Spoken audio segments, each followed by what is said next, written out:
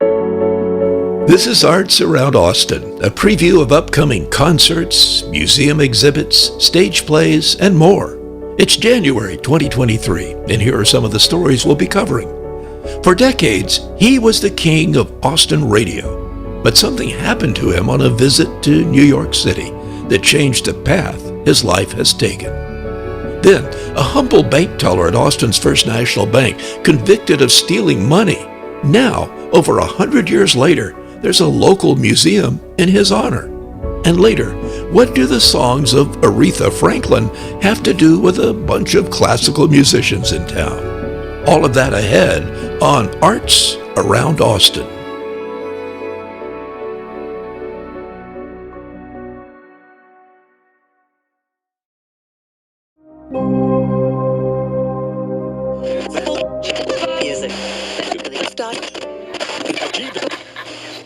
The sound of voices in the air. It's the magic of radio. And in Austin, for nearly 3 decades, there was a voice on the radio that was a daily part of our morning routines. KNOW 806 on a rainy Thursday morning with Jarrott and Company. Billy Preston, nothing from nothing is my tax return. Nothing from nothing.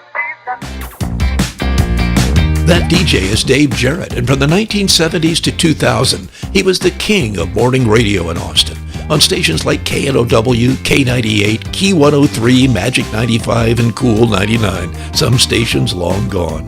Tens of thousands of us listen to him every morning on our way to work or school. I slept from 9:30 last night until the alarm went off at 4 o'clock this morning. Didn't budge, didn't move, didn't get up and go home. Dave was always a performer, from high school plays to his first job out of college as a newscaster for the TV station now known as Fox 7, KTBC. But in the year 2000, Dave left broadcasting and founded an award-winning advertising agency, though still involved in radio and TV work. He even earned the honor of being named to the Texas Radio Hall of Fame in 2011. But that next year, 2012, something would happen that would change his life forever.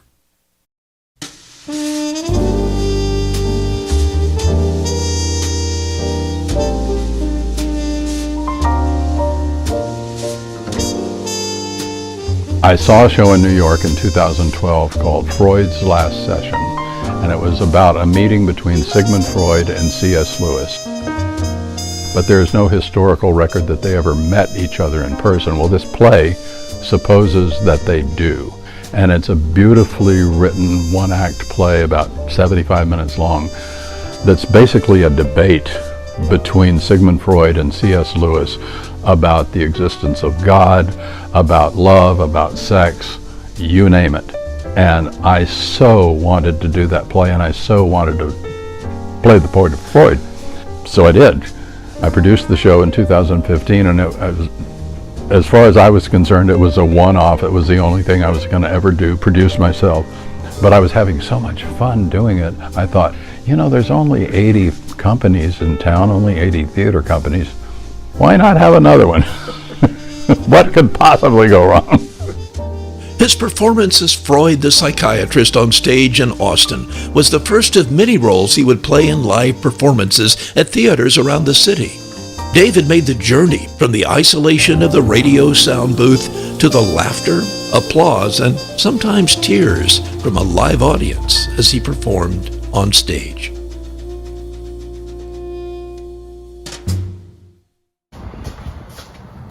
It's a Friday night in early January in this new year as Dave Jarrett works on his next role, that as director for a play that opens this month at Austin's Ground Floor Theater. Okay, you guys.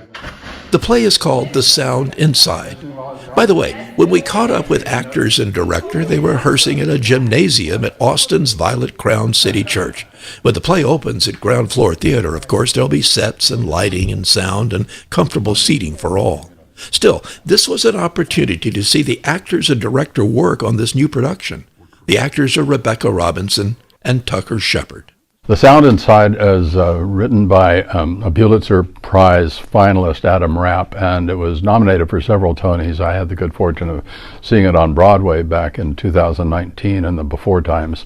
And it's about an Ivy League professor who is, she's a very intense, lonely person, and she comes up with a situation where she really needs help, and she's not very good at connecting with people on a personal one-to-one basis. And one of her new students, who is a rather mysterious student, we don't know a lot about him, and he tends to be a little bit volatile. Somehow they kind of make a connection. Both of them are looking for connections in different ways, and it is an unspeakable thing that she asks him to help her with, but she manages to do that, and the outcome is rather interesting in the play. Now here's a very brief scene from that play, captured in that gymnasium rehearsal by KVUE photojournalist Heikki Mustonen. I ask him if he owns a computer, and he says indeed he does. MacBook Air. Newest generation. So you're not such a Luddite after all. I never said I was a Luddite. You just don't like email. It's more hyperbolic than that. I actually hate it. And don't get me started about Twitter. Oh yes, Twitter, yes. Twitter's for people who are terrified by the idea of solitude. Although I hear that there's some interesting flash fiction happening on Twitter. 140 characters. Limitation is the mother of innovation. It's more like the mother of mental syphilis. Twitter's basically cheap haiku for the overly caffeinated. I'm not saying I don't drink coffee. I drink coffee. I just don't go to the campus cafes. It's the baristas who really freak me out, with their Civil War beards and artisanal body odor and those stupid doorknobs in their ears. They're like these new age, unshowered, tatted out hobbits. A life spent perfecting the intricacies of carefully crafted foam art. Give me a black coffee from Dunkin' Donuts any day of the week, Skippy. I want to see the difference pacing, so it's not all the same. It doesn't have to be fast, All right, it just has let's to see be it. accurate. Let's see it. All right, love you guys.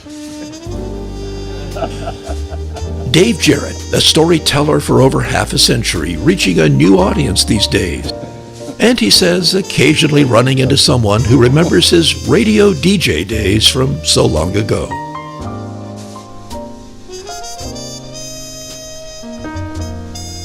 I tell you this with all humility. Occasionally, even now, somebody comes up to me that I've never met before. They recognize me.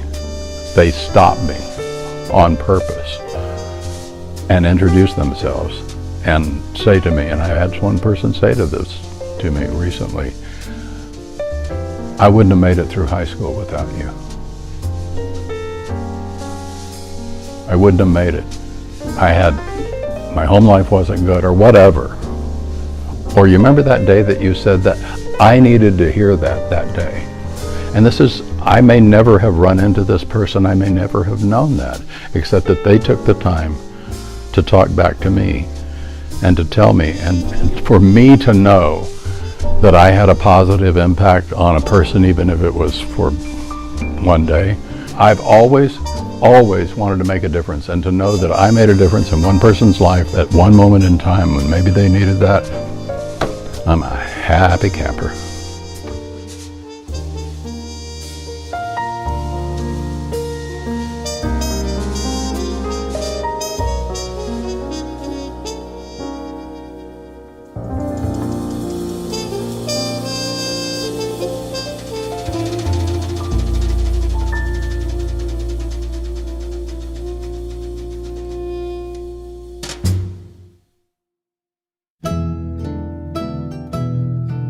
Austin in the 1880s was a growing town, and for good reason. As the state capital city, Texas was growing too.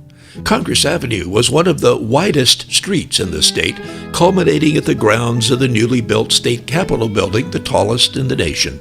And among the newcomers moving to Austin back then was this young man, William Porter. He aspired to be a writer and started his own local newspaper called the Rolling Stone. a paper that was among the first to report on an active serial killer who had also come to Austin. Porter called him the servant girl annihilator, a man still unknown to this day, who murdered 8 mostly young women servants. Newspaperman Porter also had a job as a teller at Austin's First National Bank, and he got into trouble when some of the bank's money disappeared. In his trial at the old Travis County Courthouse, Porter was found guilty of embezzling bank money and sentenced to federal prison, where he did time for several years. Of course, that's not the reason that Austin has a museum dedicated to Porter. It's because he would become one of America's greatest writers. He used the pen name O. Henry.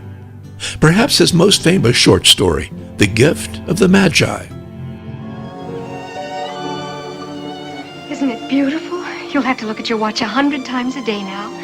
Put it on. Put it on and let's see. Della, darling, why don't we put our Christmas presents away for a while? They're much too nice to use just now. You see, I sold the watch to buy you the combs. Oh, Jim. O. Henry rented this cottage with his wife Ethel and daughter Margaret from about 1893 to 1895. The house was originally located on East 4th Street, called Cedar Street at the time, right across the street from his new in-laws. Both houses used to stand across from each other in a cozy residential neighborhood right here at the corner of 4th Street and Trinity. As you can see, times have changed quite a lot, but at least they left this plaque commemorating the old resting spot of the O. Henry House. In 1934, the house was given to the city of Austin to manage and moved to its present-day location in Brush Square. People really love the O. Henry House, and I think it's because it has a welcoming feeling. So it's a Queen Anne cottage, and it's most famous for kind of having gingerbread trim and wraparound porches and stained glass windows and things like that that make the house just look really cozy and welcoming. People just always want to go inside the museum and explore and see what's in there. A museum tour is a great way to see what many Austin homes were like at the end of the 19th century, and to learn more about one of the great masters of American storytelling, known simply by one name, O. Henry.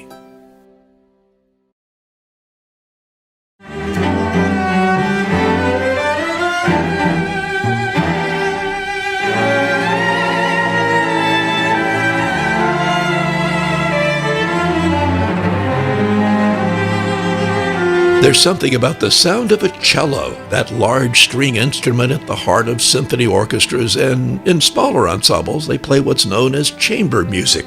Later this month, the chamber music group known as Austin Camerata will be in concert at a unique setting known as the Cathedral in East Austin. It's their second annual Cello Fest.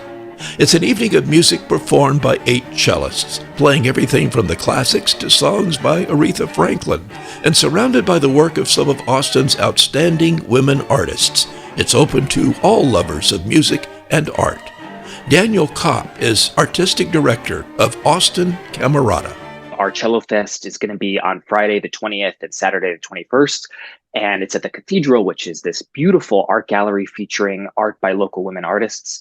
And the program is eclectic and versatile. We've got everything from classical favorites by Mozart and Barber to bossa nova and tangos, all the way to contemporary pop tunes, things like Aretha Franklin, Harry Styles, Imogen Heap.